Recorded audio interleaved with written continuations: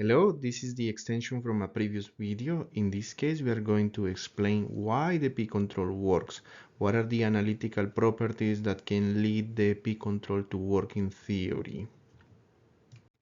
We explained that this simple equation that just computes the difference between the desired state and the current state multiplied by a gain can drive the robots to a desired location or a desired state very quickly with exponential rate. In this case, we are going to analyze why it works.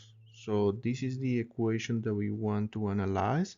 And what is more important is that it will change based on a differential equation, that is the differential equation of the velocity that we already defined as the control input is the velocity of the robot. So now that the control input is u, we are going to check, or what we are going to do here is to prove that the state of the robot will go towards the desired state, that is xt, when t goes to infinity. This is an asymptotically behavior that will lead the robot reach the state when t goes to infinity.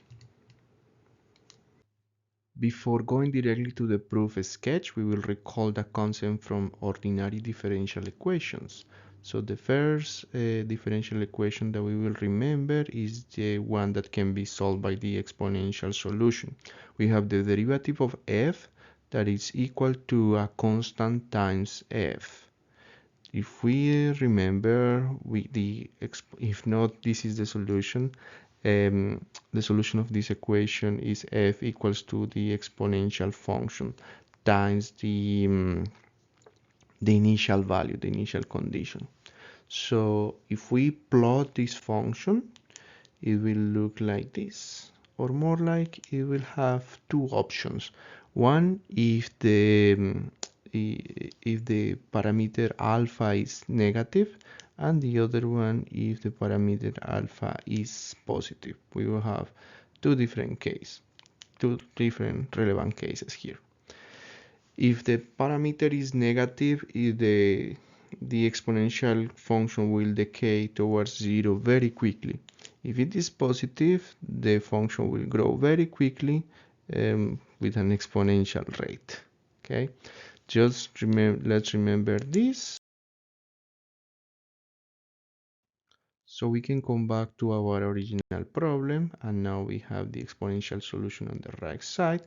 First, we will solve the easy problem, that is assuming that xd is equals to 0, so we will cancel this term on this side.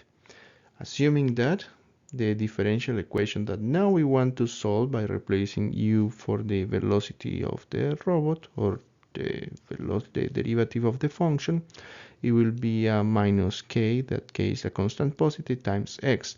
If we compare it with the differential equation on the right side, the difference is in the symbols and the notation, but this is exactly the same. So on the left side we have x, on the right side we have f.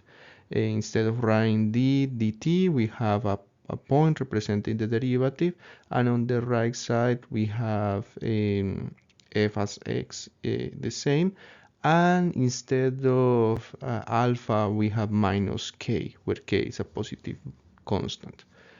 This leads us to the exponential solution. We apply the same theorem that says that we can use that solution for this type of differential equations, and therefore it drives our robot towards zero, because the exponential function drives whatever that it takes. Depending on the initial condition, it will decay towards zero. Now, let's study the case when xd is not 0. xd is a position where we want to move a robot. So we come back to the original case, but now, instead of analyzing x, we will analyze the error. So remember that the error is xd minus x. So what we do is, like, we change the variables, compute the derivative of e, and we have this expression.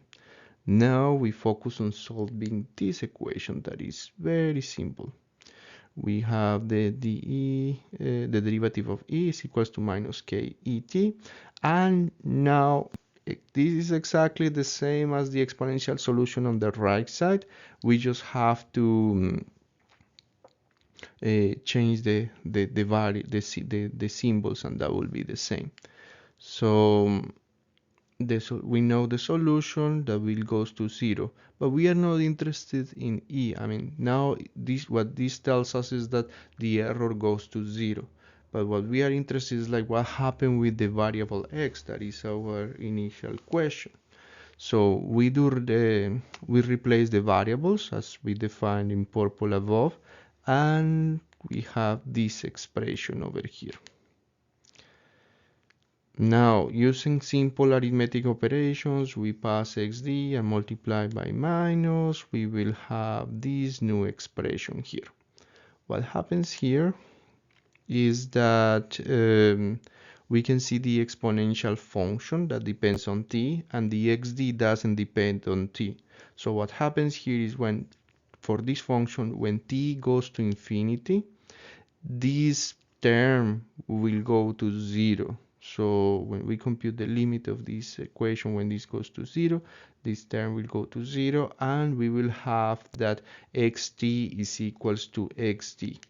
And that only happens when t goes to infinity. And in this way, we just show an overview of the proof on why this type of proof works. Now, this is a case for a scalar value, so x is a one-dimensional variable. We can easily extend this for multiple dimensions. In this case, for the notation, we have the vectors involved, but this is just a simple extension of our previous results. There are a little bit more complications, but we can show that the results are exactly the same. We can do it for multiple variables. So if we are moving a robot on the plane, we just do the p controlling x and the p controlling y. Now, k is not a constant, it's a diagonal matrix of positive constants. So it will be kind of like look like this, where k1 and k2 are positive values. In this case, if we replace this and we check like the scalar values, this is why they are independent, okay? And depending on K1 or K2, their magnitude, the system will converge faster or slower towards the desired location. So you might want to make the robot move faster towards XT. So you just increase K1 or increase K2. This is the multiple dimension case. If there are different cases and different variations of this problem, but this is the fundamental solution. If you are interested in a further reading, you can find this proof in the Nonlinear Systems book by Professor Khalil, and you will find multiple variations of this system. Thank you very much, and see you in the next lecture.